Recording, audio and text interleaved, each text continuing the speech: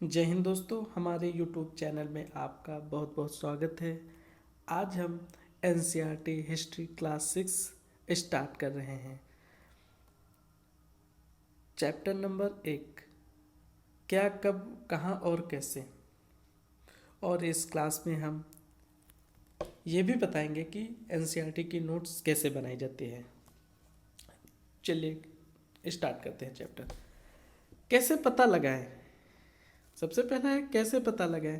यह जानने के लिए कल क्या हुआ था। तुम रेडियो सुन सकते हो या टेलीविज़न देख सकते हो या फिर अखबार को पढ़ सकते हो। जैसे कोई भी घटना घटी तो मान चलिए कि वो पहले से घटना घट चुकी है, मतलब कि कल घटना क्या घटी थी, कल की घटना घटी थी तो वो अखबार में पता चल जाती है।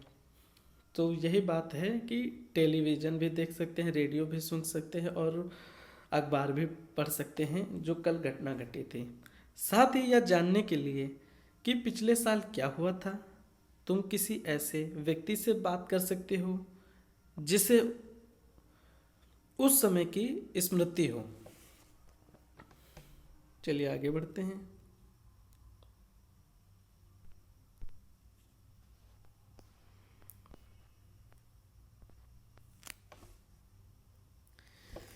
अतीत के बारे में हम क्या जान सकते हैं। हेडिंग पड़ेगी अतीत के बारे में हम क्या जान सकते हैं। अतीत के बारे में हम बहुत कुछ जाना जा सकता है। सबसे पहले ये आप हेडिंग डालेंगे अतीत के बारे में हम क्या जान सकते हैं, हेडिंग पड़ेगी। फिर इसके बाद लिखना पड़ेगा कि अतीत के बारे में हम बहुत कुछ जाना जा सकता है।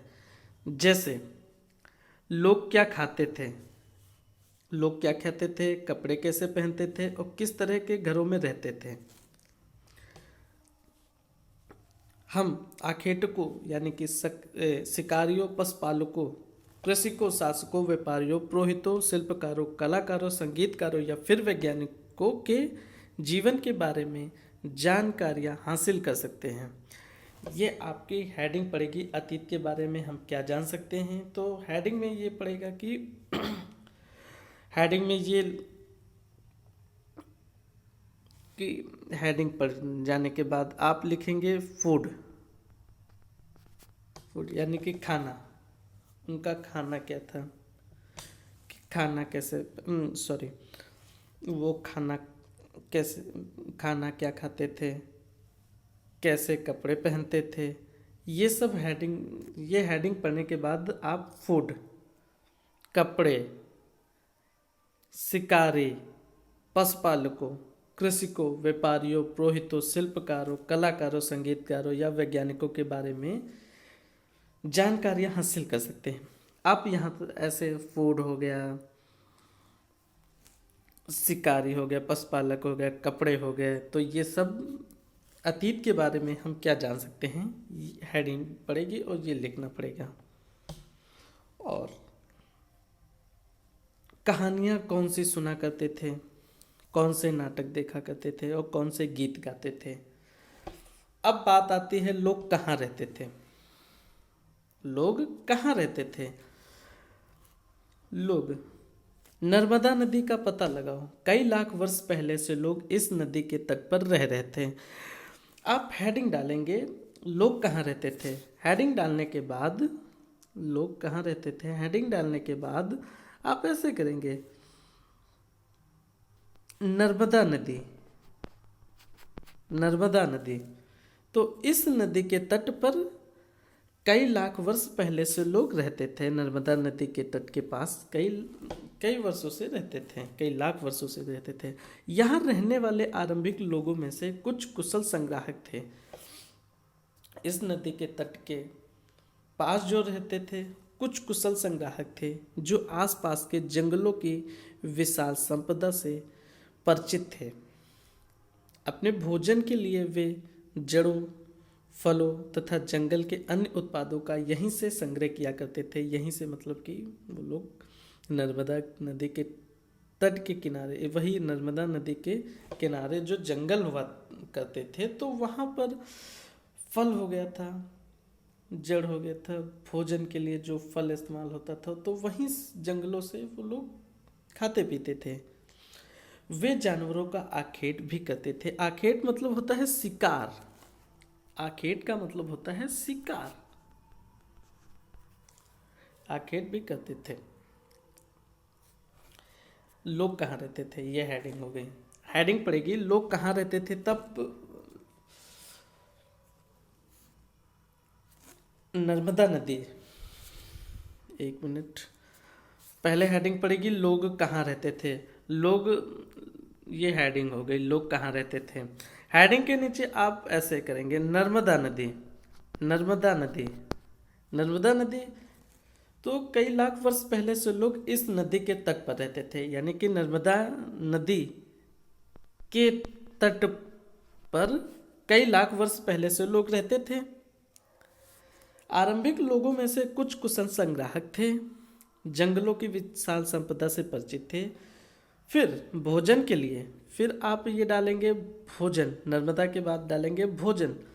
भोजन के लिए जड़ों, फलों तथा जंगलों के अन्य उत्पादों का यहीं से संग्रह किया करते थे। यहीं से मतलब कि संग्रह किया करते थे। वे जानवरों का आखेट भी करते थे। कहाँ से? नर्मदा नदी के तट के पास से। चलिए आगे बढ़ते हैं।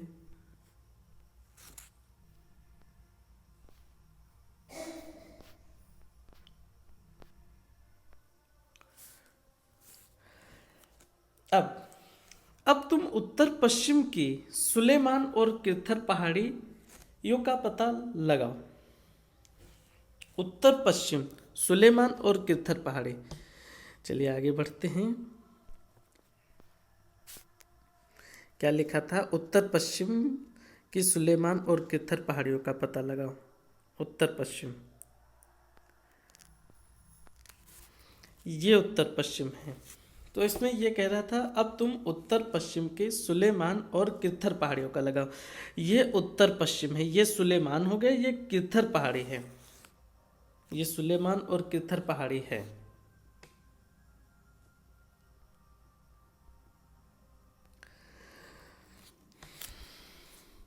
तो ये पूछ रहा है कि इसी क्षेत्र में कुछ ऐसे स्थान हैं जहां लगभग 8000 वर्ष पूर्व स्त्री पुरुषों ने सबसे पहले गेहूं तथा जौ जैसी फसलों को उपजाना आरंभ किया।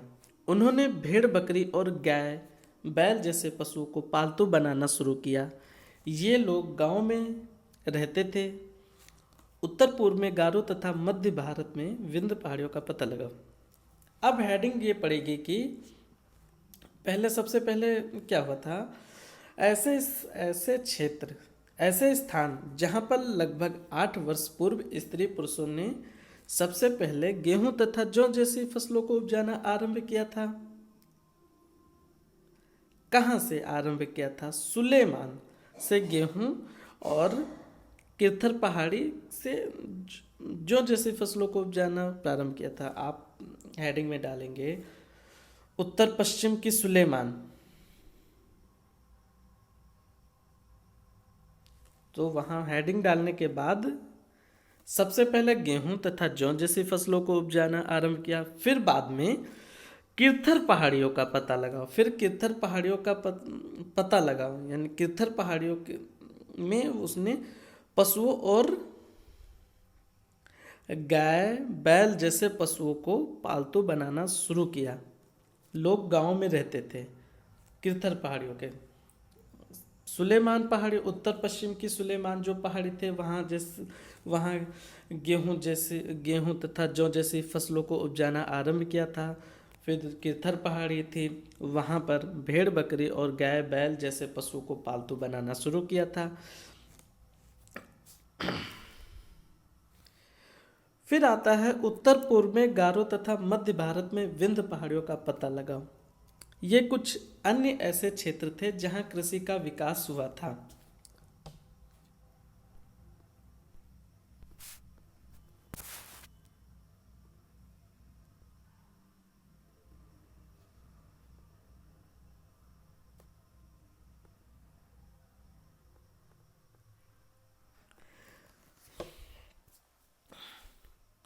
क्वेश्चन ये है, उत्तर पूर्व में ये उत्तर पूर्व है, ये पूर्व है, ये पूर्व है।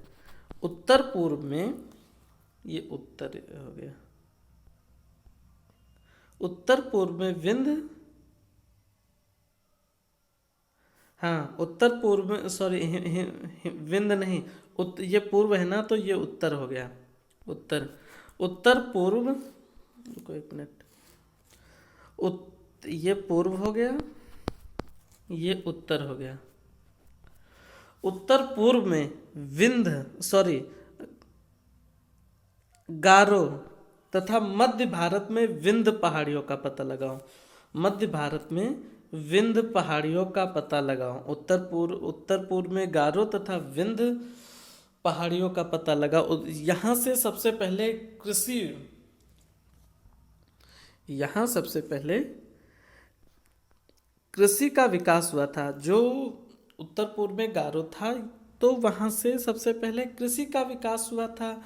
कृषि का विकास हुआ था तो वहाँ सबसे पहले चावल उपजाया गया था।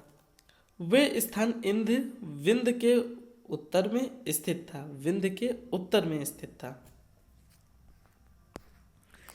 ये हो गया विंध्य, विंध्य के उत्तर में स्थित था।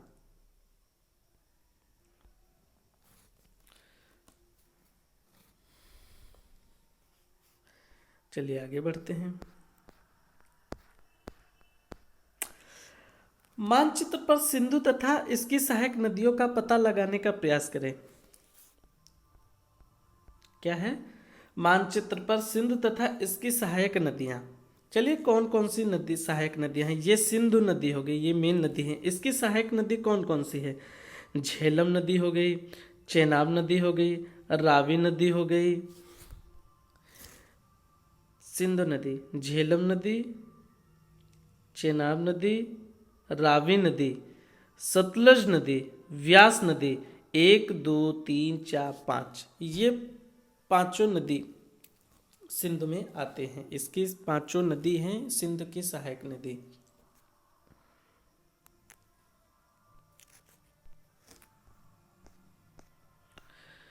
तो मानचित्र पर सिंधु तथा इसकी सहायक नदियों का पता लगाने का प्रयास करो। सहायक नदियां उन्हें कहते हैं जो एक बड़ी नदी में मिल जाती हैं। सहायक नदियां किन्हें कहते हैं? जो एक बड़ी नदी है उसमें कई अन्य छोटी छोटी नदी मिल जाती हैं, उसे हम सहायक नदी कहते हैं। लगभग 4700 वर्ष पूर्व इन्हीं नदियों के किनारे कुछ आरंभिक नगर फले फूले थे। 4700 वर्ष पूर्व।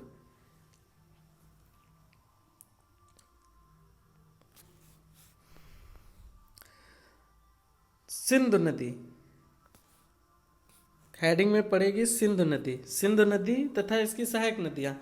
तो सहायक सबसे पहले आप देखेंगे सहायक नदियाँ किन्हें कहते हैं? सहायक नदियाँ उन्हें कहते हैं जो एक बड़ी नदी में छोटी छोटी नदी मिल जाती हैं, उन्हें हम सहायक नदियाँ कहते हैं।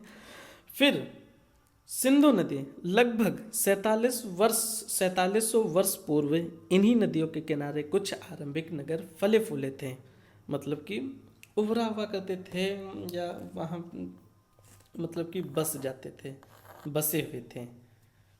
तो कब बसे हुए थे? 4700 वर्ष पूर्व। किन नदियों के किनारे? सिंधु। सिंधु की सहायक कौन सी? चेनाब, झेलम, रावी, सतलज, ये सब सहायक नदियां हैं सिंधु के। गंगा व उसकी सहायक नदियों के किनारे तथा समुद्र तटवर्ती इलाकों में नगरों का विकास लगभग 2500 वर्ष पूर्व हुआ था।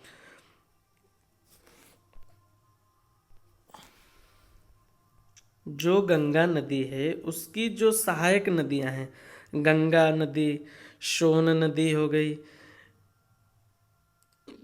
यमुना नदी, चंबल,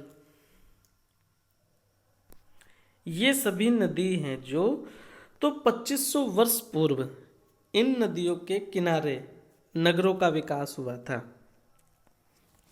गंगा तथा इसकी सहायक नदी सोन का पता लगाओ। गंगा तथा इसकी सहायक नदी सोन का पता लगा। आइए देखते हैं सोन नदी।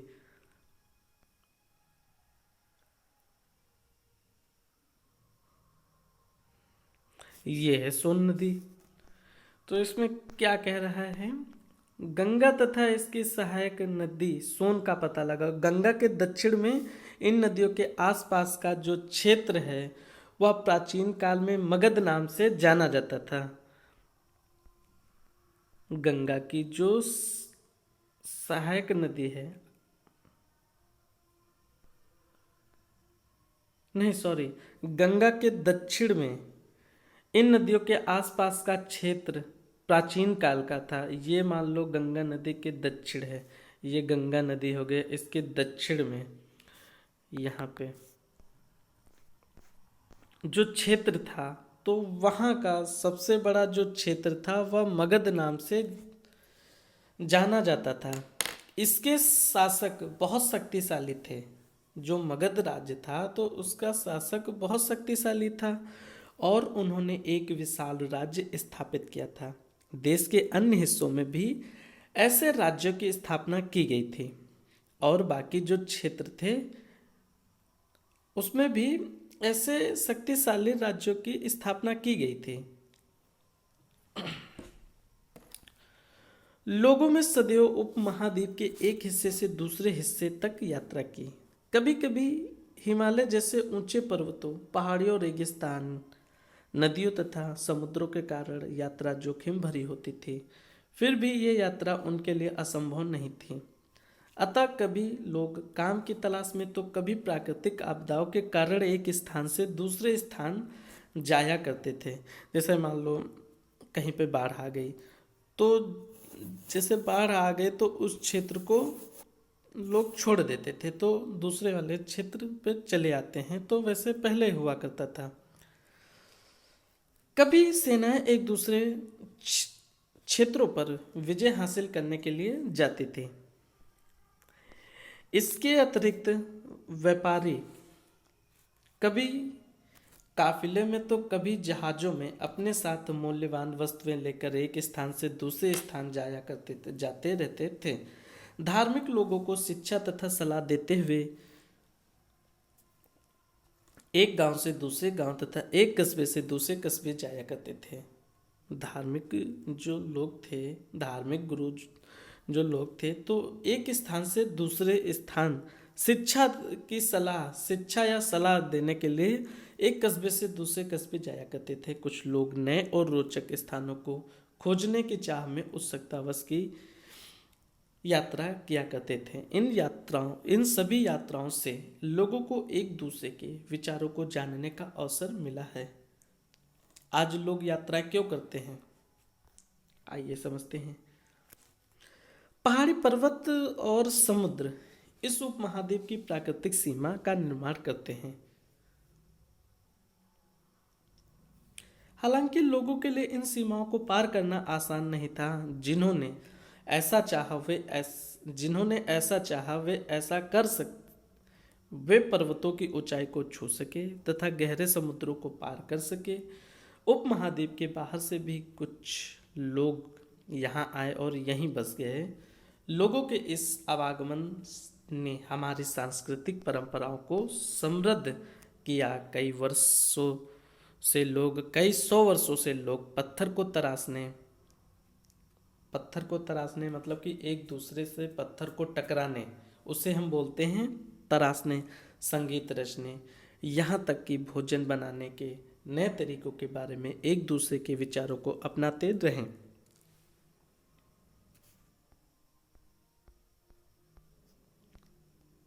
मानचित्र। दक्षिण एशिया आधुनिक भारत, पाकिस्तान, बांग्लादेश, नेपाल, भूटान और श्रीलंका और अफगानिस्तान, ईरान, चीन तथा म्यांमार आदि पड़ोसी देशों को दर्शाता है। दक्षिण एशिया एक महाद्वीप से छोटा है। दक्षिण एशिया एक महाद्वीप से छोटा है, लेकिन विशालता तथा बाकी एशिया से समुद्रों, पहाड़ियों तथा पर्वतों से बटे होने के कारण इसे प्रायः उपमहाद्वीप कहा जाता है। फिर से समझते हैं, उपमहाद्वीप किसे कहते हैं।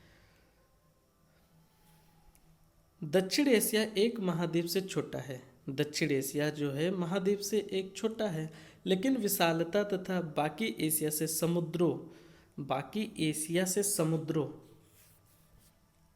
बाकी एशिया से समुद्रों, पहाड़ियों तथा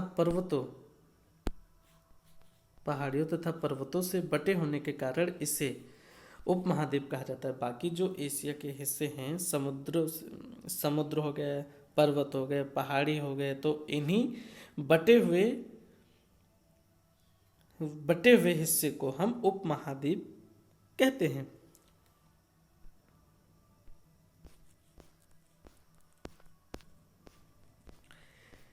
देश का नाम, देश के नाम, आइए समझते हैं। हेडिंग पड़ेगी देश के नाम। देश के नाम, अपने देश के लिए हम प्रायः इंडिया तथा भारत जैसे नामों का प्रयोग करते हैं। अभी हेडिंग पड़ेगी देश का नाम। समझते हैं, अपने देश के लिए प्रायः इंडिया तथा भारत जैसे नामों का प्रयोग करते हैं। इंडिया शब्द इंडस से निकला है।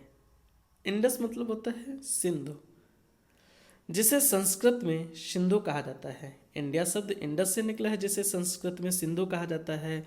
अपने एटलस में ईरान तथा यूनान का पता लगाओ। लगभग 2500 वर्ष पूर्व उत्तर पश्चिम की ओर से आने वाले ईरानियों और यूनानियों ने सिंधु को हिंदोस अथवा इंदोस और इस नदी के पूर्व में स्थित भूमि प्रदेश को इंडिया कहा जाता है।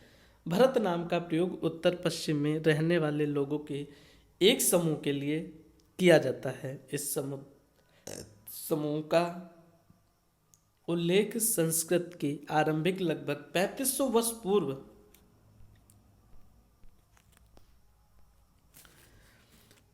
वर्ष पूर्व यानी कि पुरानी कृति ऋग्वेद में मिलता है। बाद में इसका प्रयोग देश के लिए होने लगा है।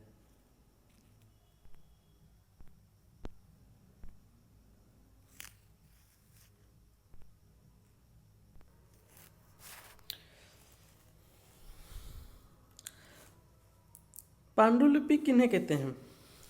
आइए समझते हैं, पांडुलिपि किन्हें कहते हैं। ताड़ पत्रों से बनी पांडुलिपि का एक पृष्ठ है। देखिए पांडुलिपि कैसे बनती थी। यह पांडुलिपि लगभग 1000 वर्ष पूर्व लिखी गई थी। कौन सी? ये पांडुलिपि है जो 1000 वर्ष पूर्व लिखी गई थी। इस किताब को बनाने के लिए ताड़ के पत्तों को काटकर उनके अलग अलग हिस्सों को एक साथ बांध दिया जाता था। अलग अलग हिस्सों को, जैसे ये हो गया हिस्सा, इधर काट दिया, इधर काट दिया, तो अलग अलग हिस्सों को बांध दिया जाता था। भुर्ज पेड़ की छाल से बनी ऐसी ही एक पांडुलिपि को तुम देख सकते हैं। यह है। अतीत के बारे में कैसे जाने? यही पांडुलिपि के बारे में बता सकते हैं हमें। अतीत के बारे में, अतीत की जानकारी हम कई तरह से प्राप्त कर सकते हैं। इनमें से एक तरीका ये भी है, अतीत में लिखी गई जो पुस्तक है, तो अतीत में लिखी गई पुस्तकों को ढूंढना और पढ़ना। लिखी गई पुस्तकों को ढूंढना और पढ़ना। ये पुस्तक हाथ से लिखी होने के कारण पांडुलिपि कह जाती थी। ये जो पुस्तक है, ये ताड़ के पत्रों से बनी पांडुलिपि है। ये कई पांडुलिपि को इकट्ठा करके, यही ताड़ पत्रों को इकट्ठा करके उसमें लिख करके, तो उसे हम पांडुलिपि कहते हैं। अंग्रेजी में पांडुलिपि को हम मैन्युस्क्रिप्ट कहते हैं। अंग्रेजी में हम पांडुलिपि को मैन्युस्क्रिप्ट कहते हैं। मैन्युस्क्रिप्ट शब्द मेनू, जिसका अर्थ है हाथ से निकला, मेनू जो है इसका अर्थ होता है हाथ से निकला। ये पांडुलिपियाँ प्रायः ताड़पत्रों अथवा हिमालय क्षेत्र में उगने वाले भुर्ज नामक पेड़ की छाल से विशेष तरीके से तैयार भोजपत्र पर लिखी मिलती है। ये होगी पांडुलिपि। आप पांडुलिपि का फोटो भी देख सकते हैं। ये है पांडुलिपि।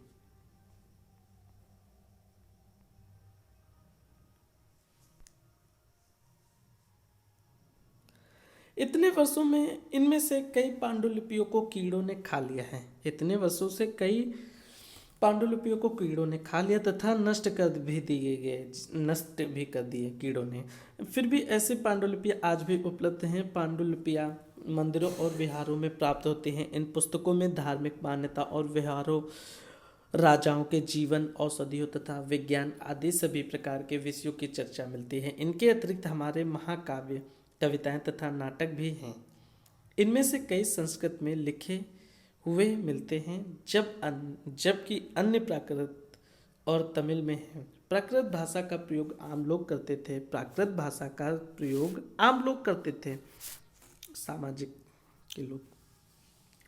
हम अभिलेखों का भी अध्ययन कर सकते हैं। ऐसे लेख पत्थर अथवा धातु जैसे अपेक्षाकृत कठोर सतहों पर उत्कीर्ण किए गए मिलते हैं। कभी कभी शासक अथवा अन्य लोग अपने आदेशों को इस तरह उत्कीर्ण करवाते थे ताकि लोग उन्हें पढ़ सके, उन्हें देख सके, पढ़ सके तथा उनका पालन कर सके।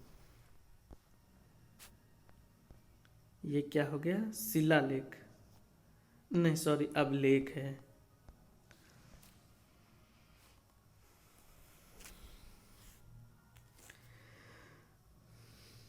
कुछ अन्य प्रकार के अभिलेख भी मिलते हैं।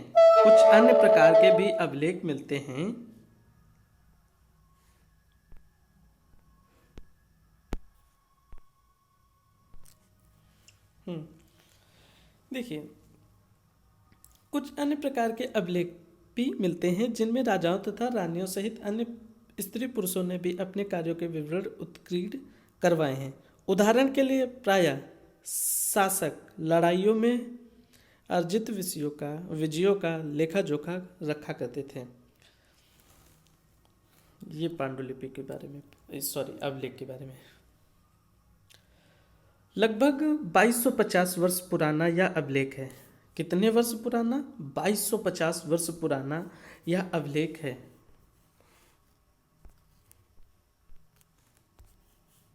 कितना वर्ष पुराना? 2250 वर्ष पुराना यह अभिलेख वर्तमान में अफगानिस्तान के कंधार से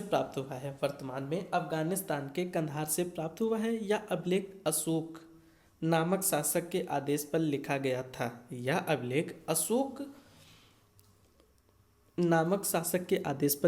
था। यह जो अभिलेख है, ये वाला अभिलेख है, ये अशोक शासक के नाम से लिखा गया था, आदेश पर लिखा गया था। इस शासक के विषय में तुम अध्याय 8 में पढ़ोगे। जब हम कुछ लिखते हैं तब हम किसी लिपि का प्रयोग करते हैं। लिपियों अक्षरों अथवा संकेतों से बनी होती है। जब हम कुछ बोलते अथवा पढ़ते हैं तब हम एक भाषा का प्रयोग करते हैं। जब हम कुछ लिखते हैं या बोलते हैं, पढ़ते हैं, तब हम एक भाषा का प्रयोग करते हैं। यह अभिलेख इस क्षेत्र में प्रयुक्त होने वाली यूनानी तथा अरामाइक नामक 2 भिन्न लिपियों अथवा भाषाओं में है।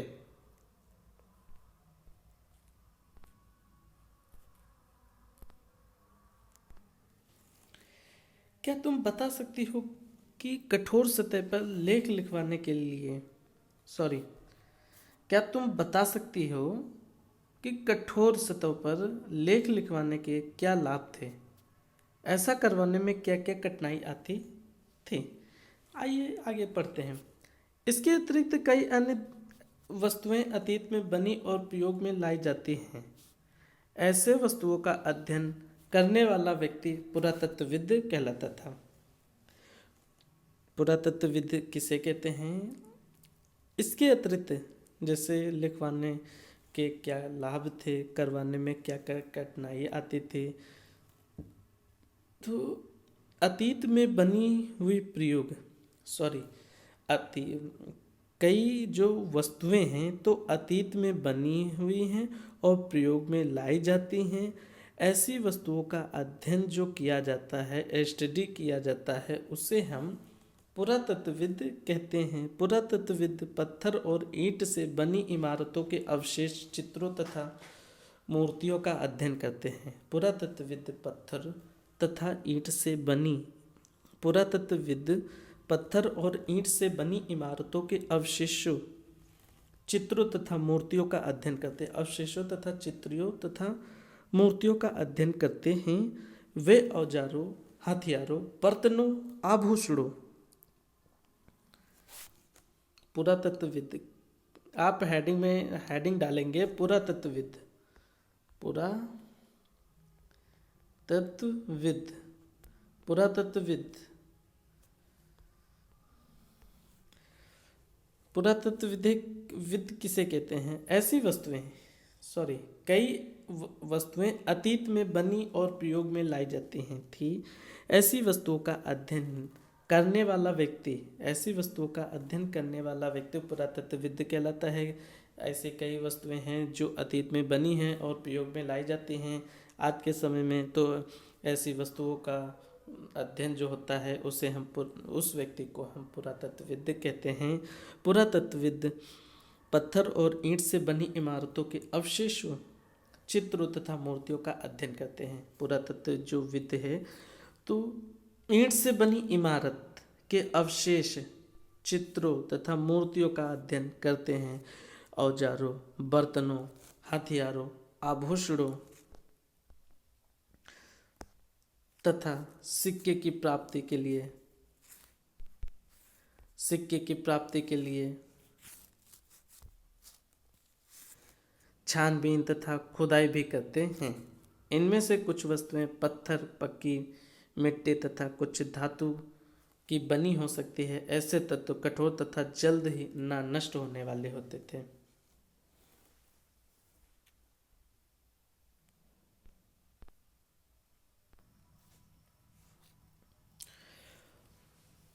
पुरातत्वविद जानवरों, चिड़ियों तथा मछलियों की हड्डियां भी ढूंढते हैं।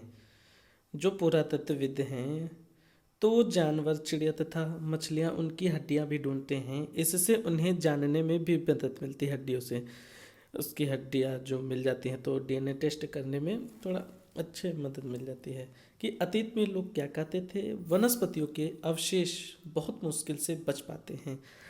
यदि अन्न के दाने अथवा लकड़ी के टुकड़े जल जाते हैं तो वे जले हुए रूप में बचे रहते हैं। क्या पुरातत्वविदों को बहुधा कपड़ों के अवशेष मिले होंगे?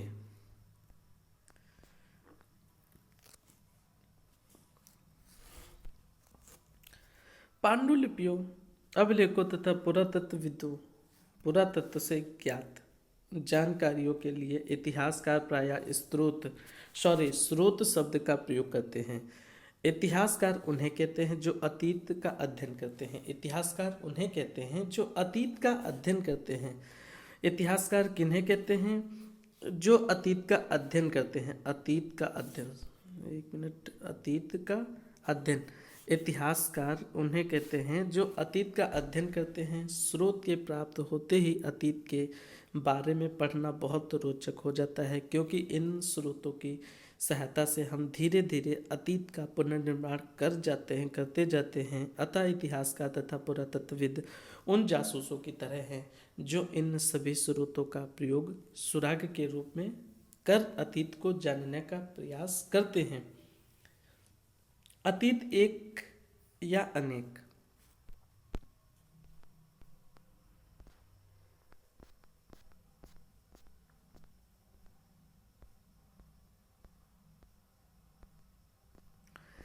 अब हम देखेंगे इतिहास तथा तिथियां। इतिहास तथा तिथियां। अंग्रेजी में बीसी, हिंदी में ईस्वी पूर्व, ईपू। अंग्रेजी में बीसी, हिंदी में ईस्वी पूर्व का अर्थ होता है बिफोर क्राइस्ट। ईस्वी का, बीसी का मतलब होता है, बी का मतलब होता है बिफोर और सी का मतलब होता है क्राइस्ट, यानी कि ईसा पूर्व होता है। कभी कभी तुम तिथियों से पहले एडी हिंदी में लिखा जाता है। एडी ई, हिंदी में ई, इंग्लिश में एडी, हिंदी में ई लिखा होता है।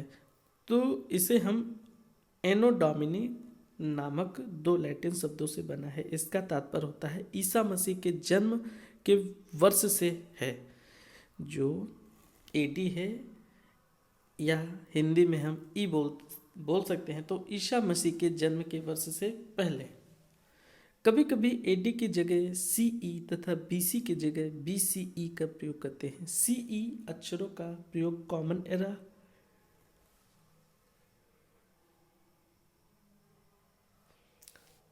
सी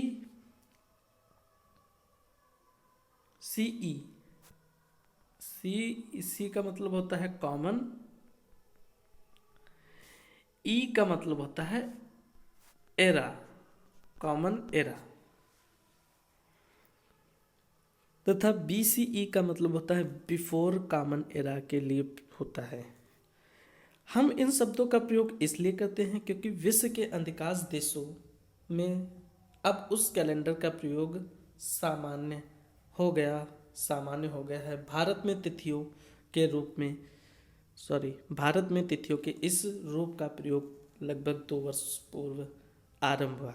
कभी कभी अंग्रेजी के बीपी अक्षरों का प्रयोग होता है, जिसका तात्पर्य बिफोर प्रेजेंट यानी कि वर्तमान से पहले है।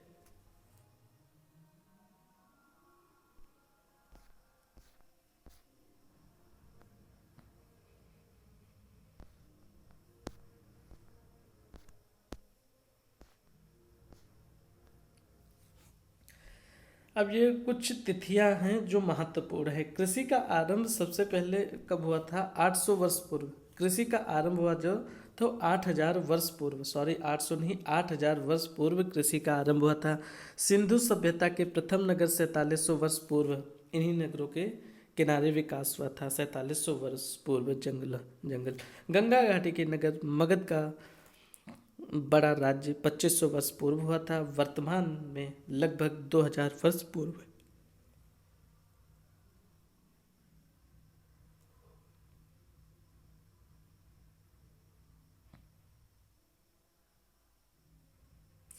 गंगा घाटी, ये हो गया गंगा घाटी, लगभग 2500 वर्ष पूर्व के नगर।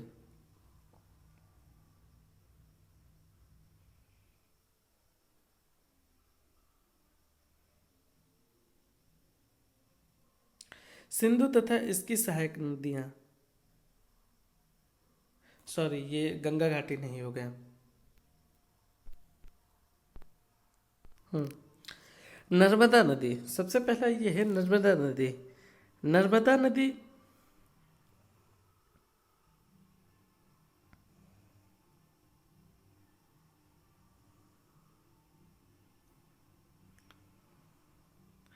एक मिनट। नर्मदा नदी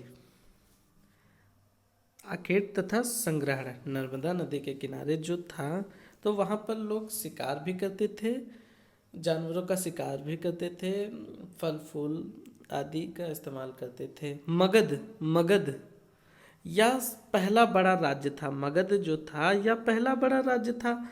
गारो पहाड़ी, आरंभिक कृषि। सिंधु तथा इसकी सहायक नदियां, लगभग 2500 वर्ष पूर्व इन्हीं नदियों का विकास हुआ था। गंगा घाटी,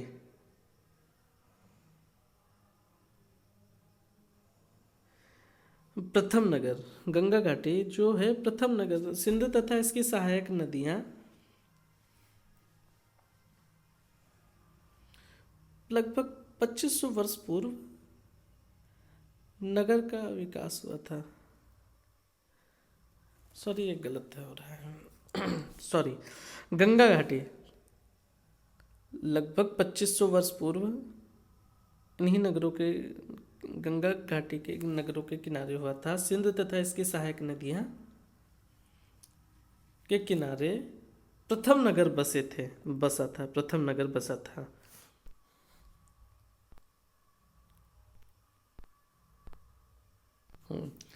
जो नर्मदा घाटी थी तो वह आखेट तथा संग्रहण था। मगध पहला बड़ा राज्य था। गारो पहाड़ी आरंभिक कृषि थी। फिर आता है गंगा घाटी, 2500 वर्ष पूर्व नगर का विकास हुआ था लगभग। सिंधु तथा इसकी सहायक नदियां प्रथम नगर बसे हुए थे। तो ये आपका चैप्टर आज कंप्लीट हो गया है। कल के दिन कल का चैप्टर होगा, सेकेंड चैप्टर हम कल पढ़ेंगे। आज के लिए बस इतना ही। धन्यवाद।